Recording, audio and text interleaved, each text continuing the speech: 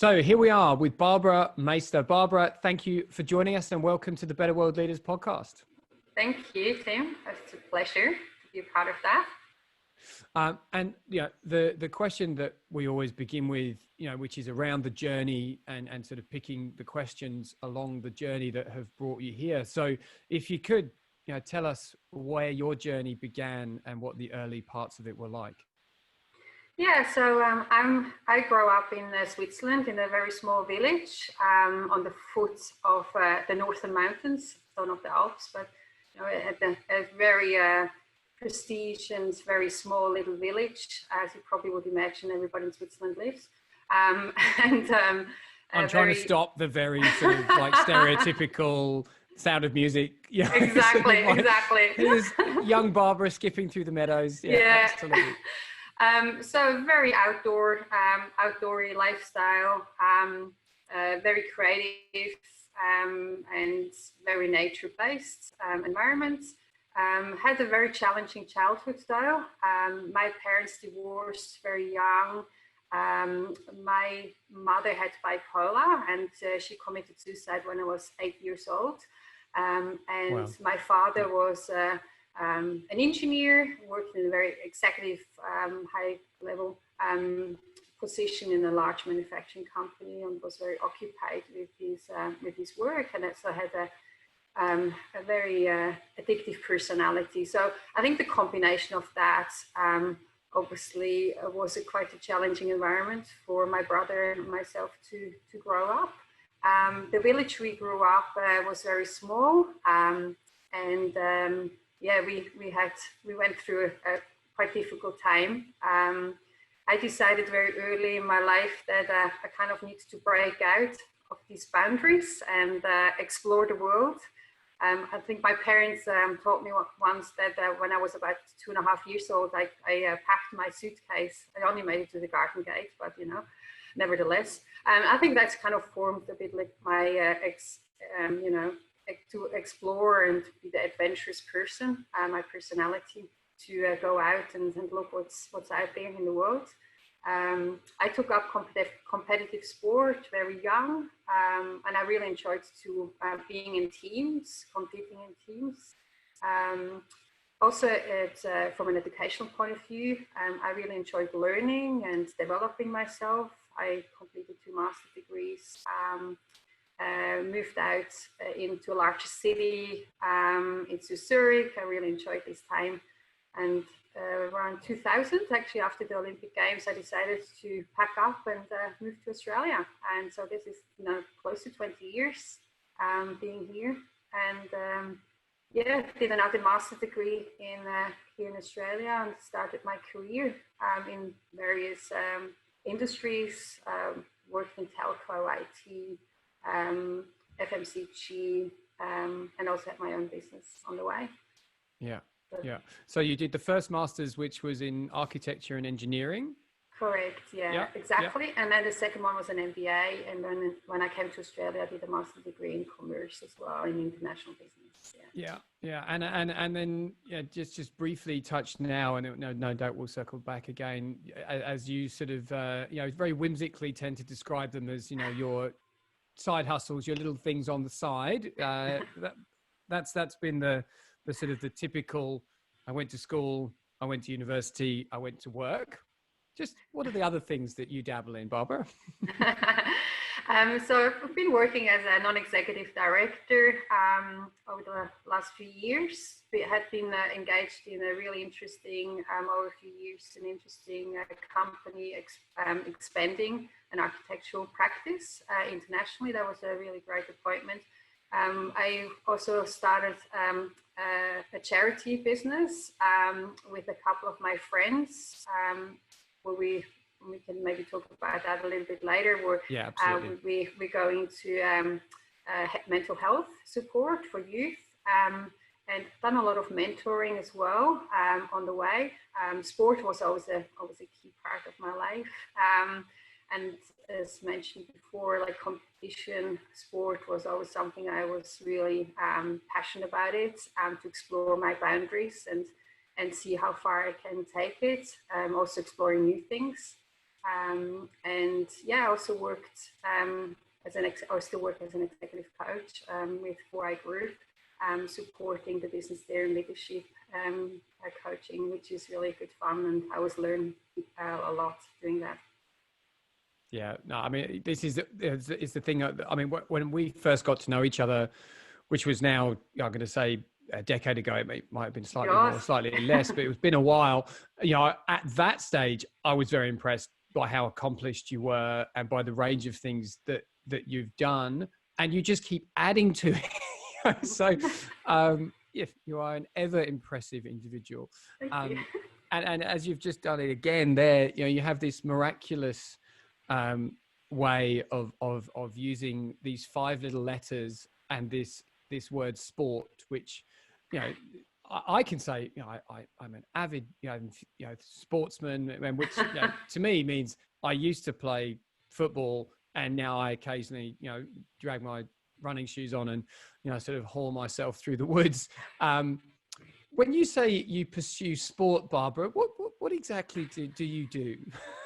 Well, I took up you know, a few years CrossFit, which I really love doing, and also there it's great because I think it's very intimidating, you know, to be amongst some of these really amazing athletes and actually understand how little I know about my body and my capabilities, and I learn every day too. So that was really, CrossFit for me was in the last few years kind of my base sport, which helps me developing mentally, but also physically. Obviously, for my big passion is a lot of the things is flying. So skydiving is obviously one of the key parts of my sport. But I also do paragliding. I love flying from headlands and things like that. And yeah, it's just basically CrossFit helps me to strengthen the mental part, to push through, you know, the hard yards sometimes, and I think that helps me with competition sport of skydiving.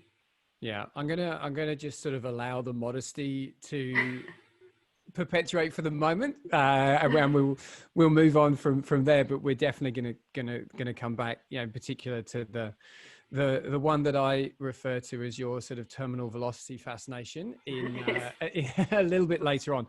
So, I mean, that's an incredibly, you know, sort of eclectic range of experiences that you've got, you know, and an incredible, you know, sort of place to have come from, and with that, you know, really significant trauma so early on, you know, to see that, you know, sort of has in a way, you know, sort of set you up and sort of, you know, was the stimulus for this path that you've gone on and created for yourself of high performance, and being incredibly driven and very much an explorer.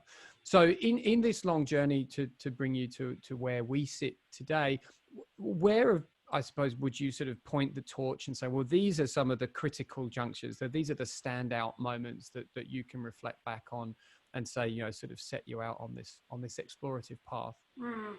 That's a good question. I think one key milestone was definitely when I was really young, and I think that was the moment when my mother died. I think it's just as a child, it's a part of your certainty is removed of you.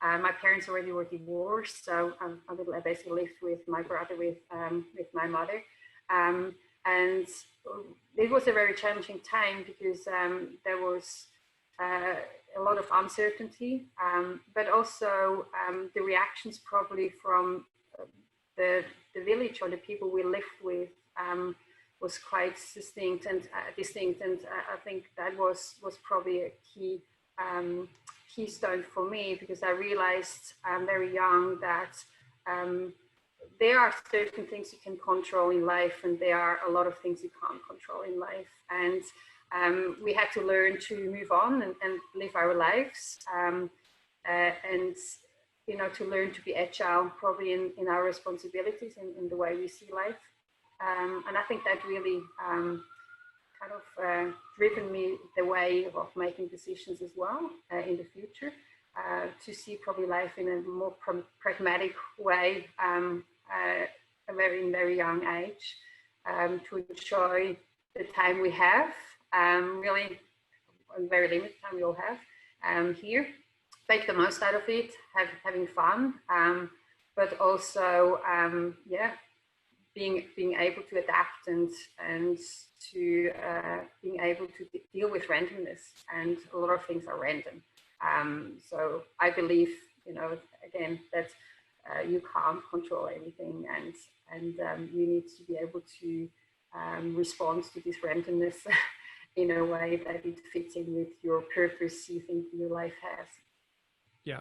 And as I said to you off air, it's incredible to me, but in a way reassuring, I think, that, having known you as long as I have, and the numerous, I'd say fairly intimate conversations we've had over the years, there's still a lot that I didn't know about you, and I'm learning so much, even here and now, but it all makes sense, the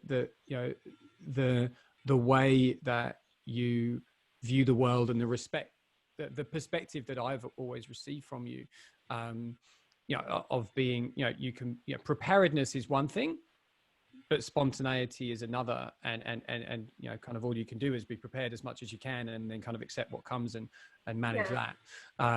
And especially all of the dialogue we've had, and then the work that we've done around, the transformational side, you can aim for an objective, but you can't control how you get there, and you can't control what the journey is going to be. And, it's the incredible sort of feature for me is understanding now how deeply that resonates within you, and essentially the strength that you've taken from these earliest experiences, and that it just has now reflected on everything that you do. So thank you for sharing all of this, and for helping me to get to understand you that a bit more, as well as share it with everybody else who's going to be listening to this and watching this. So that's one, and what another one, and again, you had this very early sort of intervention in a way with the competitive sport. So with the competitive sport, again, it's the question of how much you want and can push yourself. And there's some incredible athletes, especially in skydiving.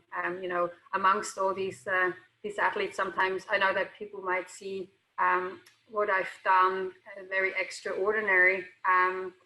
But looking at, within the skydiver world, my performance is probably perceived very ordinary. And it's because it's always in perspective of how you look at things. So it's all relative. It's always relative. And sometimes that's why I'm probably the way I explain sport in this way, because I probably put it in perspective of people. They probably outperform me way more than what I ever will be capable of, which I look up to these amazing people. But I think one thing really I have in my mind was when I started skydiving, it was very, compared to my other skydiving friends, a lot of them, the style I fly is mainly head down flying, is probably taken up by a younger audience. So I started very late. I was like over 40 when I started skydiving, and obviously not the quickest learner with 40. So I had some handicaps there. Really developed slowly over the first few years, but put some time into it. And when I was training with one of my coaches in the US, after I finally managed to fly this position, he said, "Oh, you should just sign up to the world record, which is coming up for." Oh yeah, absolutely. Yep. I thought it was the most craziest idea ever, but then I thought, you know what? If I don't really make it, that's okay. At least I'll learn something. And not knowing what to expect, I just signed up, and then I went to these camps, and it was quite, I was astonished, like, people, the skills they have. And yeah, the first time I attempted, I was not successful, but I basically kept going, and a lot of people helped me on the way, and yeah, I was successful. The second time, which was a fantastic achievement for myself, I think also realizing that a lot of that is skills. Like as we do in work, we have our own skills in certain areas, but I think the success there was definitely from a mental point of view to push through in difficult times and take up the challenges and not giving up. And I think that was even on records, that is always one of the key elements, to be able to visualize and believe in yourself and be able to perform on demand. So that these are quite critical elements which you really have to learn. And it's not just because you are able to skydive technically, that's a completely different element to address, which I learned over the years. Yeah, absolutely. I mean, if we may, let's just very quickly, spend, maybe 5 minutes just talking about the record, because as well as it being something which I continuously believe, deserves celebration from your side, but again, it was such an interesting, sort of almost an expose of, sort of the experience that you've had over the years personally and in the workplace, in really in terms of what drives a really, really successful team, and a team that can achieve, frankly, clearly something that's never been done before in that exact way as a world record. So just explain very quickly what the world record attempt was, and then some of those connotations about how the team was able to achieve it. Yeah, so the record I attempted was the vertical. So we're flying vertical, which means head down flying. So we get over 300 kilometers per hour on speed. And the record is basically holding hands in the air within a certain formation, which has been determined or needs to be determined before you go up in planes.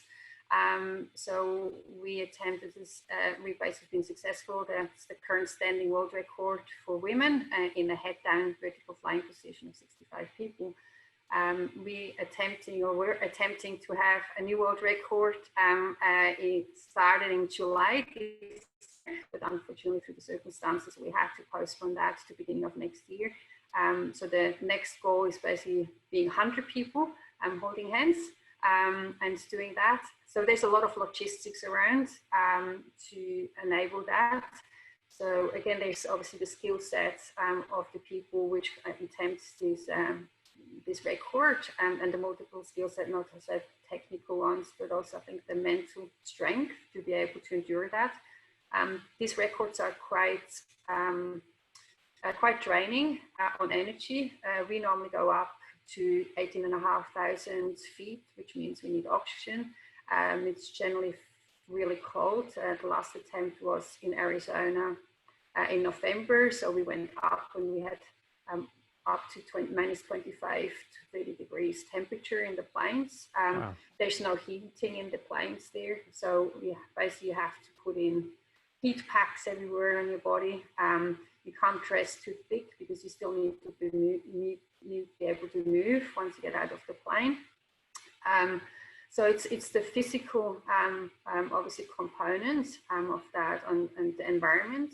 But then it's obviously the performance, the on-demand performance, which is the critical one. So there's a lot of money and time involved, people training, 1.5 years in the lead up to this kind of world records. The last time it took us over 20 attempts, I think nearly 23 attempts. 23 times you go up and you do the same thing. So that on over 5 days. So it's very draining on the energy, and you basically need to do the same thing better, ideally, or as good as. The last time you've done it, you'll be able to visualize. So you need to trust the people around you. We have incredible leaders in these world records, which basically provide us with the clarity of what needs to be done at which point, support us from an environmental point of view, but also supporting us to ensure that the right people in the right spots. So building the trust in us, which enables us to build trust in our leaders, and then also the trust in our peers. There's a lot of communication going on, and not obviously in the air because it's very loud, but on the grounds we do like a lot of walking these positions through. So it's a lot of practicing of building muscle memories, but also understanding and working with each other's where we have maybe physical restrictions or there might be some difficulties to fly a certain position, to communicate amongst each other, to ensure that we can work with each other to make this happen. So one person is not making it to this formation, the record is not happening. So it's really about individual performance, but it's at the end of the day, it's a team and how to make this work. So it's really critical that everybody individually is performing, but as a team we're performing, and we can rely on the leaders to make the right decision. So Barbara, I mean, I love this part of your experience, and I could spend all day, probably more than a day, talking about it, because there's so many examples, there's so many analogies that we can look at, you know, specifically around the leadership component of this successful world record. So, I mean, the question I'll ask now is, I suppose for you, what are the sort of the most transferable, you know, sort of leadership learnings that you can take from that particular experience, and then we can, you know, sort of transfer them and transmit them into an organizational context? Mm-hmm. I think there's like three key things for me. This facilitation of the environment for individuals to succeed. I think that probably summarizes it up. And I'm probably similar to it, like a parent, you want to facilitate, you know, the environment for your child to basically get the best out of be able to get your child to get the best out of their lives. Sure. I think there's 3 points to that. So as skydiving as well as in the business as a leader, I think it's important that the trust, build a network of trust is really crucial, especially in skydiving, because obviously there's a lot on stake. A mistake has fatal consequences. So it's really about being able to trust each other, that we have the capabilities, we are honest about our capabilities, and also being able to raise if there are any issues, because it put potentially other people's life on risk. So we really have this trust, building this trust, and it's not something which is a given. It obviously needs, especially in skydiving as well, there's people from all over the world we haven't met before. And sometimes to know that the leaders are comfortable, that these people which are in this group of, you know, in skydiving attempt or in a training camp, they have these capabilities. I've been in this situation where I have been, we call it being cut, you know, being cut out of this group because obviously didn't have the capability. And that was important to have a leadership team to make this decision, to ensure that everybody else feels safe in this environment. So it's really about the trust amongst each other. I think the other one is just about the safe environment. So to have basically create and sustain a physical but also psychological safe environment. And I think in business that is really important as well. A lot of the focus in business is really about physical environment. I think more it's also about the psychological environment, that people feel safe where they are, how they're working, how they're engaging. I think it's a very, very important part. Skydiving, absolutely psychological safe environment besides the physical psychological environment. Obviously we need to make sure that people feel comfortable to speak up, and also feel comfortable with, you know, the pressure which they put on potentially on performance on a certain day, that they can actually handle that. So that's really important. And I think the third point is about as a leader to be clearly articulating your goals, where we are heading, because so everybody knows what you try to achieve. So again, with skydiving, we obviously need to be very clear of what you want to try to achieve when you go up in these planes. So that's one thing. In this preparation walks we have, and also after a day where we might have not been successful, we have some people coming in, inspiring people. You know, we had the last time we had the guy who jumped out of the plane and landed without a parachute. You know, talking to us, what the courage he had to take, you know, to basically do that.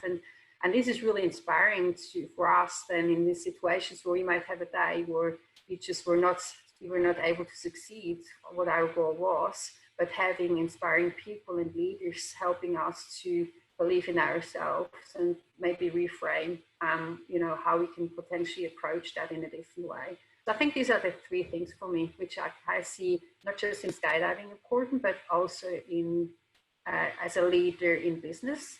And I think as a leader, as a parent, or in your personal environment, I think these are the key elements. Yeah, no, absolutely. I think it's fascinating that, you know, especially in Australia, where there's so many, you know, sort of at risk, you know, professions, you know, big mining industry, you know, lots of infrastructure works, you know, so many parts of the country, you know, from a terrain perspective are hazardous in of themselves, you know, sort of deserts and sort of really sort of extreme climatic variances. But as you say, so often, and until reasonably recently, the conversation's only been about, you know, the physical element, you know, bringing people home and you know, in the same shape as they left in the morning, you know, and ensuring that your workforce comes home alive first and every time.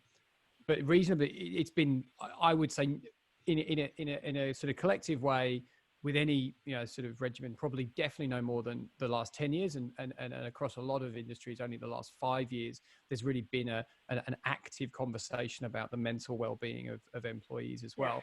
And I think it's so fascinating that in skydiving, you know, when in most industries now, you would hope that your physical safety can be assumed, that the processes and the structures and the regulations are in place. In skydiving, you've kind of completely discounted to an extent. There's only so much you can do.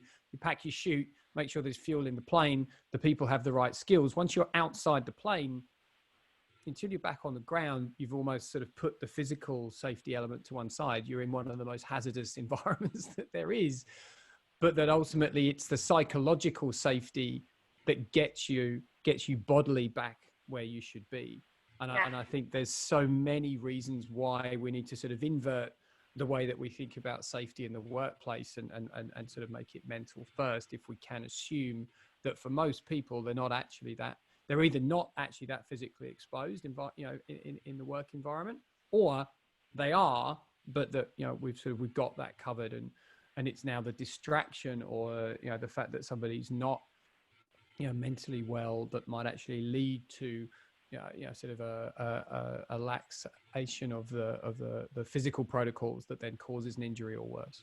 Yeah, so I think the psychological piece is really an important part.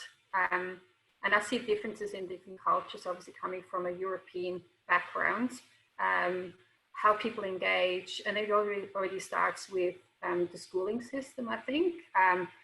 Because in Switzerland, we don't have gender-specific schools, and I see that a big difference in Australia as well, of how the engagement between genders and also the relationships, how they are very variable and different in Australia versus in a European country, in Switzerland.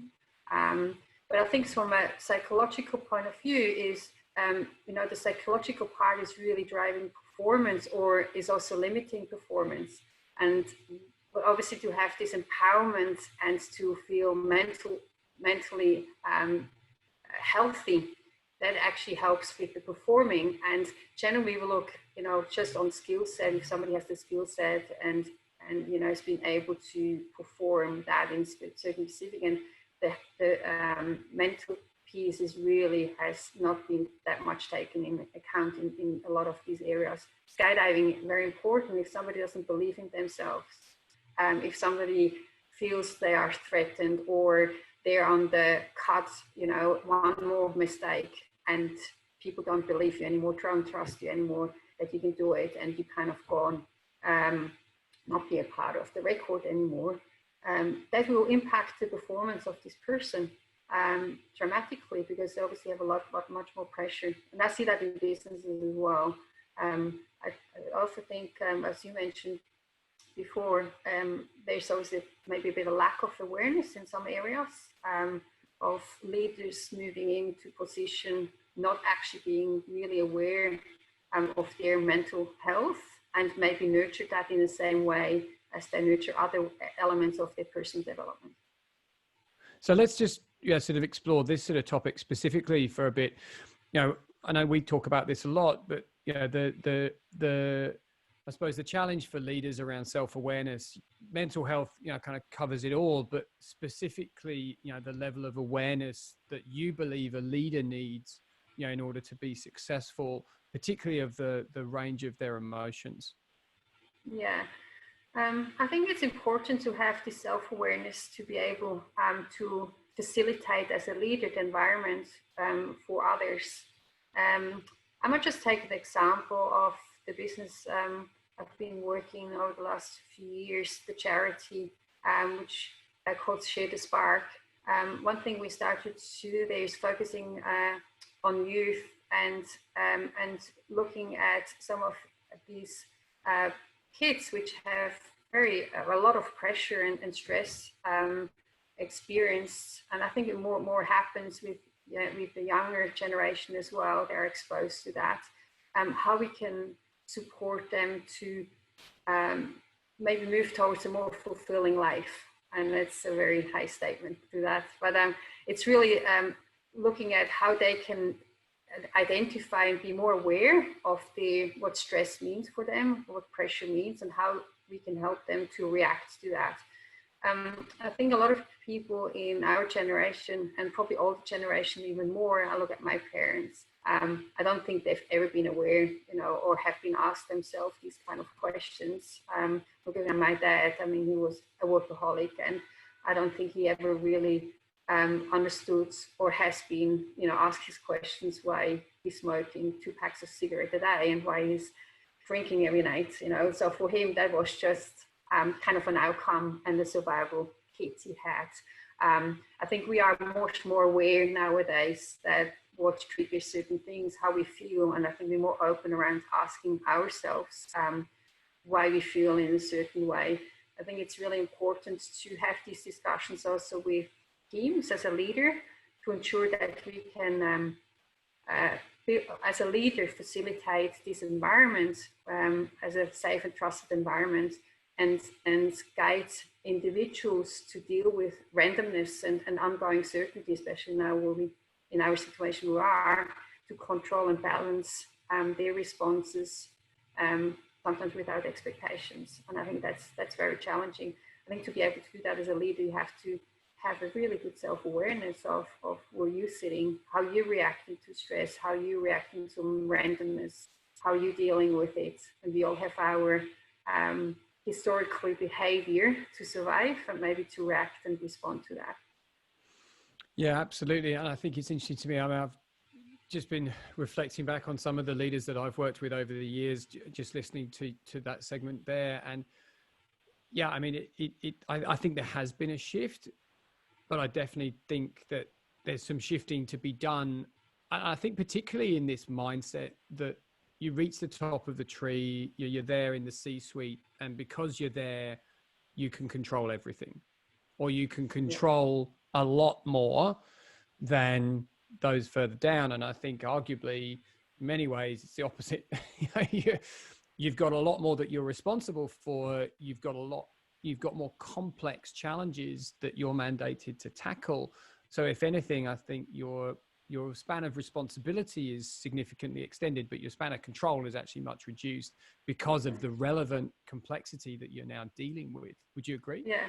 Yeah, I agree. And I think more, as you just pointed out, I think the responsibility as a leader is really to, I think more is actually to have a higher self-awareness, because how would you want to support your teams on self-awareness if you don't have it yourself? I think that's definitely an element where I think a lot of development needs to be done. And I also see how people get into in these positions, in leadership positions. I think where it's a natural growth and people might not be aware that much of how they moved into such situations. There probably is less awareness on that as well, versus where leaders have been probably more proactively had to go engaged and be more actively actually going into these leadership roles. There might be potentially a higher self-awareness, because obviously that it's not a natural growth to get into these situations. So it's really about being able to have this self-awareness to be able to empower individuals as well to be comfortable with who they are and what they want to be. And I think as a leader, again, if you fight it or you're more proactively going for a role, you probably have to wear this more than if you're being just moved through the ranks. Yeah, absolutely. So is there anything in particular, in addition to what you've just covered there, that you would suggest leaders should focus on if they're looking to develop and become better as a leader and become a leader who can, make teams and, at the greatest extent, as I like to reflect on here, make the world better? So we've touched on, sort of a safe and a trusted environment. We've touched on empowering individuals. Is there anything in addition to that you'd highlight people focus on? Yeah, I think sometimes what I see in leadership environments, and just obviously talking to leaders a lot in coaching, it's just having these high goals on achievement, and obviously working in different environments, and also as a skydiver, as an athlete, I completely understand that. Like it's about being a high achiever and having these goals and these big dreams, and having these great extraordinary achievements done. However, there's a lot of people might not have this this goal to be extraordinary, and it's also to have this appreciation of being ordinary as an individual, which I think will then allow people to really reveal some new potentials to be extraordinary, if this makes sense. It's a bit contradictory, but when I say it in this way, but it's really to, I think, to celebrate success of being ordinary sometimes, and taking off this fear of always being a high performer in many ways, because we can't all be high performer. And we also need people, they do the ordinary stuff, and that's, I think, a success as well, because it wouldn't work otherwise with that. So if I take an example for skydiving, you have more prime positions, and then you have the ones that just need to be there and do their job, and they do an extraordinary job, but they do a job. And I'm on this kind of situation as a skydiver, I probably don't have the prime position, because these are really the strong flyers that have that. But it still needs the ones that are actually going to be a part of that. So I think in business it's the same thing. No, I think it's a marvelous observation, and really, for some it would be potentially a revelation that you've got to, sort of kind of collectivize the celebration of performance. And yes, it is appropriate, to highlight the people who are outperforming, but to do so in a way which doesn't diminish the contribution of everybody, that doesn't diminish the contribution of the ordinary, to specifically reference your term, because in so many contexts, in life and in work, and clearly, again, in the analogy of skydiving, you need everybody to show up and to make the contribution that they're there to make, and whether it's, the person who's sort of delivering the boxes, or it's the other person that's in the sort of the least high pressured position in your 65 person or 65 woman formation. If one person doesn't essentially hit their marks, either the whole thing doesn't happen or the overall enterprise value is diminished. But so often it's let's stand up and let's everybody look at and let's everybody applaud, and we will just celebrate the exponential achievement of one.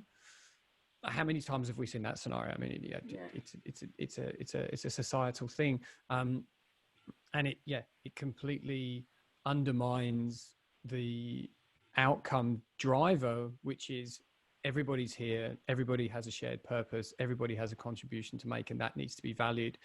And I think it's important, and there's this sort of screaming message in my head that it's not about awarding participation, and it's not about saying you all get the same thing because you all showed up, but it's about everybody hit their goal. Exactly. And it's the allocation of goals, and again, to reference your point, the clarity of the messaging around what the goal today is and everybody's role in that goal. It's the achievement of each of those goals and the collective outcome that produces. That's where the celebration needs to go. Perfect. Yes, exactly. Okay, so Barbara, I'm going to throw a question sort of directly at you now. What is your leadership doing to contribute to this endeavor, to make teams and organizations and the whole world better? What is your leadership really all about? Look, when I've been in leadership positions and engaging with people in different positions as a mentor, coach, etc., I think for me it's really important that I can empower individuals to be true to themselves, and that is really comes back to understand of who they want to be, what they want to do, and help them to actually be true themselves, to be authentic. I think that is really important. The second one is, for me, it's around being able to inspire individuals to challenge their own boundaries and be courageous about what they do in life. As I mentioned at the beginning, I'm very pragmatic in my approach. We all know we have a limited time here. So I really try to inspire individuals to look at what they really want to achieve or do in their lives and how they can maybe take up some new things which they never thought about it, and explore some new things which maybe open up their world and their view of the world. And I think the third one is really make sure that I can assist teams or individuals to create a safe and trustworthy environment that helps them tend to accelerate with whatever they want to do, empower them, and also what they feel they're inspired with, to be able to ensure that they have the facilitation and environment to do so. I think these are for me the three key things. No, I think that's a fantastic model. And, I, for one, can certainly vouch for the benefit of, engaging with that model and participating. You've been invaluable to my development and the growth of our business. So thank you. And in terms of what you're doing now, and please take the opportunity here to, direct people's attention to some of the great work that you're doing. So where would you sort of suggest people go and spend some time and pay some attention to what you're doing? Yeah, so I think Share the Spark is definitely an organization we should keep an eye on. I have not been actively involved since a few months there now. I basically handed some of the leadership back to my friends, but I think nevertheless I'm still supporting the business in many ways. Try to find professionals and mentors and volunteers to be a part of that. I think it's a great cause. And it definitely has a great impact to youth, especially we're working on the northern beaches in Sydney. But the model would be that we could replicate that and explore and expand that to other areas. My focus is currently from the skydiving point of view is Project 19, which is the next women world record on the horizon. This one is actually quite a special one, which I'm really excited to be a part of it. It's really dedicated to the story of women to vote in the world.